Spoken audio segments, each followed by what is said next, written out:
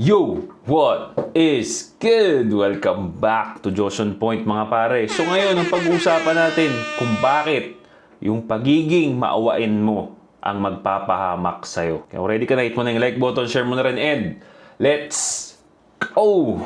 Bad boy straight kala kill, ako 10 toes down. Perfumes pare for your self-improvement journey, or gusto mo nung mag-amoy bad boy, mag-amoy alpha male, mag-amoy high value male pare. Very affordable at very effective na nga pagpabango natin pare. Amoy bagong ligo, no? For gym, after mo mag-basketball, after mo mag-workout, after mo mag-training. Foreplay pare, ang perfect sa'yo. Attention getter. Pagka pupunta ka sa mga meetings pare, parties, climax, ang the best dyan pare. At kung gusto mo naman ng balance, no? Yung balance, kuha niya yung dalawa, no? Pero ito kasi specialized doon, no? Specialized siya sa pag-aamoy bagong ligo. Ito naman specialized talaga sa mga special occasions. Well, ito naman yung nasa gitna, no? Kaya niyang gawin yung dalawa, yung seduce natin. So, kayo na mag-decide, pare. Available naman yan, no? So, link nasa description. Ako medyo kinakabahan ako dito sa tropa natin na nag-message na to. Okay? Malalaman ninyo kung bakit. Any tips po?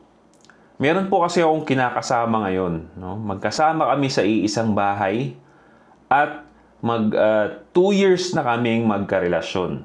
2 years, bago-bago pa yan, no? Sa totoo lang. Parehas kaming may trabaho, pero magkaibang company. Ako ay isang crew sa McDo, tapos siya ay sa Greenwich. Okay? So, parehong paborito kong mga fast food chain yan. No? So, shoutout sa mga tropa nating crew dyan. No? Na-appreciate ko yung hirap ninyo, pare. Tapos, ang problema, nahuhuli ko sa messenger na may lalaking nangungulit sa kanya. Tapos, laging naka-hide sa messenger yung convo nila. Tapos, laging naka-delete. Obvious na yun. Di ba? Sobrang obvious na yan. Na sobrang pagtataka ko, nag-research ako maigi sa phone niya. Alam niyang nabubuksan ko ang cellphone niya at siya pa mismo ang nagbigay ng access sa cellphone niya. At nalaman ko na nagvi-video call sila nung lalaki, tapos binubura niya lang yung convo nila para wala ako makitang information sa kanya. Tapos, ang nangyari, kinausap ko siya about doon at lagi niyang tinatanggi na wala lang at umiiyak pa siya.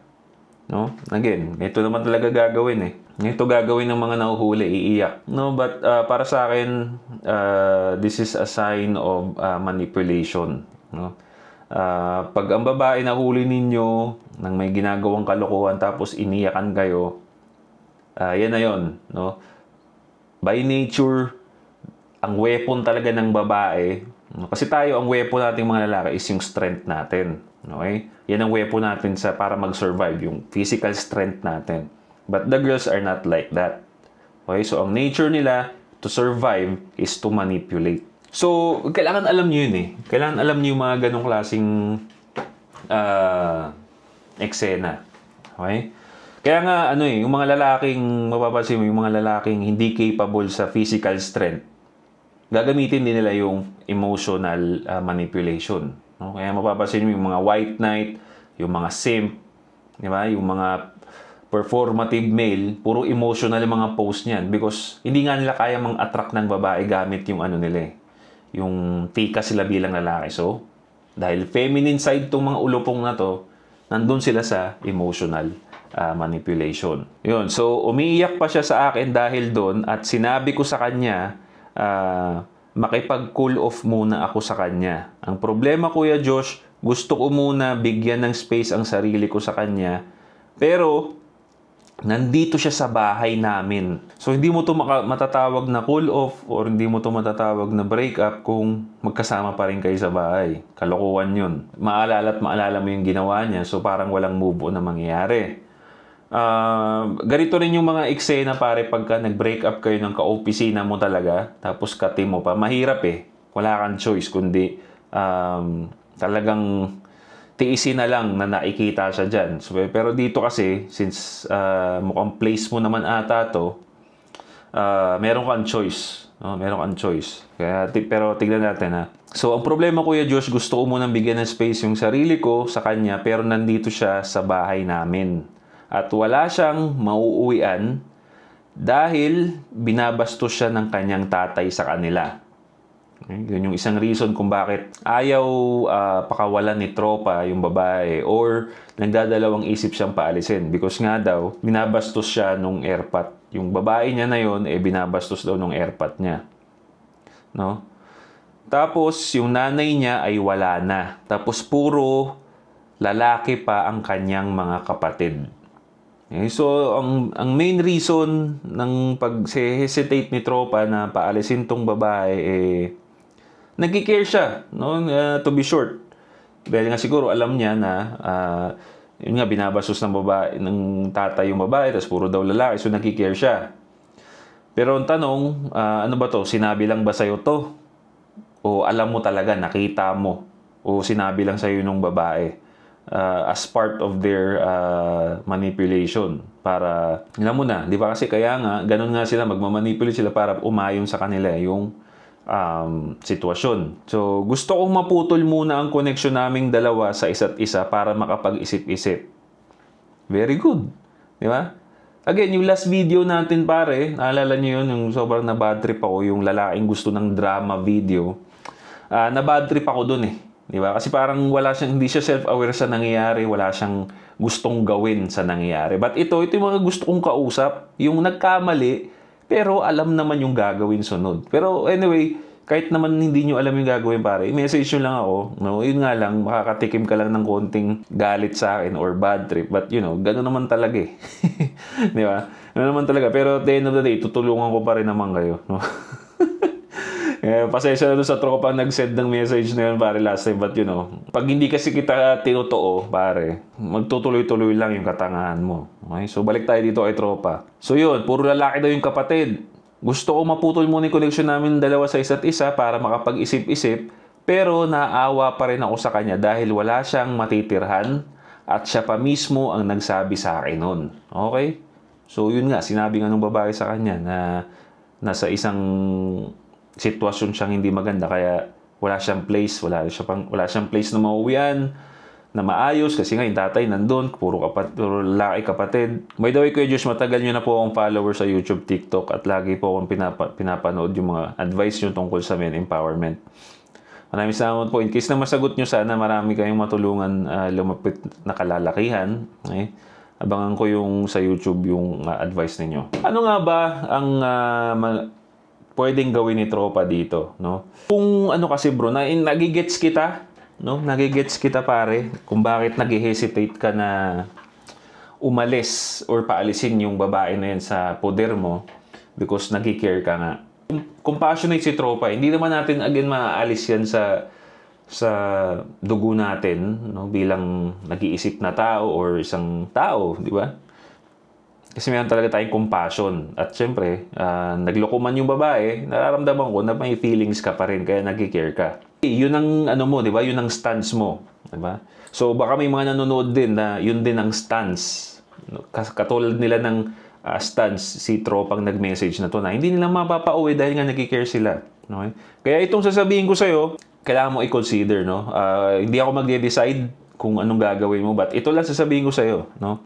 Kung alam pala ng babae yung hindi niya magandang sitwasyon at ikaw ang nagbigay ng comfort sa kanya, no? Kasi may maayos kang lugar, inaalagaan mo naman siya, okay naman kayo, no? So knowing that pare, na meron siyang tatay na hindi okay, kapatid ng mga ulupong doon sa bahay nila, alam niya na meron siyang hindi magandang sitwasyon sa bahay nila at wala siyang ibang mapupuntahan, bakit niya nagawang magloko pa? Kasi kung tao ka na appreciative, no, or nag-iisip ka na appreciative ka or na-appreciate mo yung ginagawa sa'yo ng tao, magdadalawang isip ka ngayon na lokohin yung tao na yun.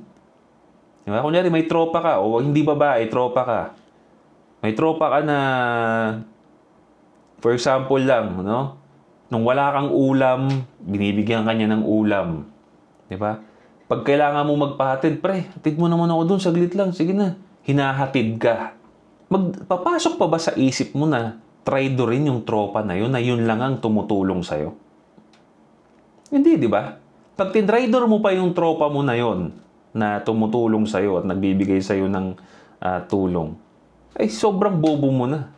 Di ba? Wala kang utang na loob, kumbaga. Di ba? Para kang, wala. Hindi ka magandang, hindi ka okay na kaibigan, hindi ka okay na tao. Di ba? Kasi usually ang tao, mabait sa mabait. Di ba? Hindi ka naman pwedeng masama dun sa mabait. Mabait sa'yo. Di ba? Ano yun? Mabait sa'yo, tapos ginagago mo para ka namang tanga. Same situation dito, pare. Kung alam naman pala niya na nasa sitwasyon siyang hindi okay, bakit nakiisip pa niya na lokohin ka or mag-chat pa ng iba? So, ang nakikita ko ditong possibility, bro, yung chinachat niya na yan, yung lalaki na yan, plano niyang mag-monkey branch. Okay? Plano niyang tumalon sa panibagong lalaki na may place. Malamang nakausap niya na yan, nakakwentuhan niya na yan, natanong niya na rin yan na, ganyan na yung babae, pasimpleng interview yan. Uy, may place ka ba? Saan ka nakatira? O dito ako, may sarili akong place. Kaya niya pinagpatuloy mag-chat doon. Kaya magma-monkey branch na yan. So, para sa akin pare, yung nakikita ko sa sitwasyon na yan, yung babae naghahanap lang yun ng tamang tiyempo para lumipat, mag-monkey branch. Lumipat doon sa lalaki, may isa pang place pa ulit. Okay? So, isa yon. Ako pare sa totoo lang, ayokong may kasamang traidor sa bahay ko. Lalong-lalo na, may kasama akong traidor, kasama akong matutulog. Yung awa na yan, sometimes yan ang tatapos ng buhay mo. May possibility na yan, bro. Ito, worst case scenario lang itong sasabihin ko sa'yo. But, dyan sa sitwasyon na yan, medyo hindi na ako, wala na eh. Tiraidor ka na, knowing na binigyan mo siya ng place na okay. What if, no? Paano na lang, kung yung lalaking sinachat niya, durugista pala or masamang tao. Na minamanipulate yung babae. Dahil kasama mong matulog yan, pwedeng papasukin niya yung lalaki na yun sa bahay ninyo, nakawang kayo, much worse, ganunin kayo.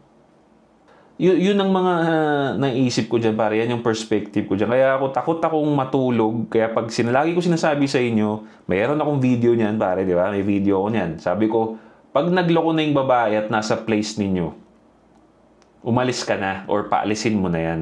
Pag nasa place ka nila at nagloko siya sa'yo, umalis ka na. Wag kayo magsistay, no, sa isang place or kasamang matulog doon sa taong niloko kayo. Because ako pare kasi paranoid talaga ako sa ganyan.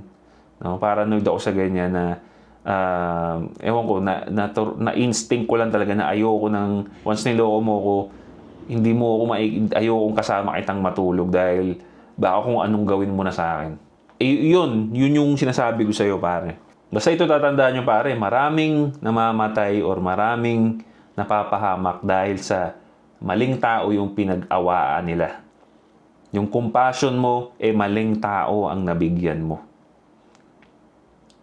Diba? Tapos, much worse, katabi mo pang matulog, kasama mo pa sa bahay, pare. Ako, takot ako sa ganyan. Kaya ako, diba? Kaya pag niloko mo ako, babae ka, tangina, ayoko na. Alis na. Kung di ka alis, ako aalis dito. Ayoko takot ako sa ganun, pare. Kasama ko sa bahay traidor. Puta. So, sa mga nanonood dyan, pare, leave a comment down below. Anong gusto ninyong gawin niya? Baka nanonood siya rito. Maawa at tiisin na lang na nandun sa bahay niya at hayaan na lang na maayos o lumipas o bigyan ng consequences at pauwiin para ma-appreciate niya yung ibinigay sa kanyang buhay ng lalaki. Leave a comment down below, mga pare. Once again, this is Josh on Point. See you next time. Boom.